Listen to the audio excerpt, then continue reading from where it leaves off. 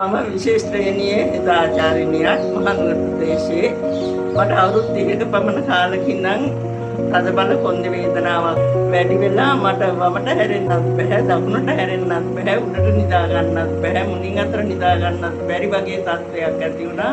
ඉතාමත් වේදනාකාරී. ඊට පස්සේ අපිට මේ වෛද්‍යතුමා ගැන දැනගන්න ලැබිලා අපි මහනුවර ප්‍රදේශයේ සිට මේ ප්‍රදේශයට ආවා, මේ කොළඹ ප්‍රදේශයට ඇවිල්ලා ප්‍රතිකාර පටන් ගත්තා.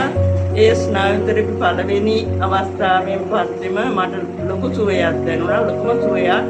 නිකන් ඇඟේ බරක් අඩු වුණා වගේ තේරුණා. ඊට පස්සේ ක්‍රමක්‍රමයෙන් මගේ රෝගය සුව වුණා. මං හිතනවා ඉස්සරහට එය හුඟක් දුරට සුව වෙයි කියලා. මගේ රෝගේ මගේ ඇට සැකිල්ලෙම තිබ්බ රෝගයක්. ඇට සැකිලි උපතින් තිබ්බ රෝගයක්. ඒ වුණත් ඒක සුව වුණා. මගෙත් එච්චර බලාපොරොත්තු තිබුණේ නැහැ මේක හොඳටම හොඳ වෙයි කියලා. නමුත් හොඳටම හොඳ වෙලා තියෙනවා.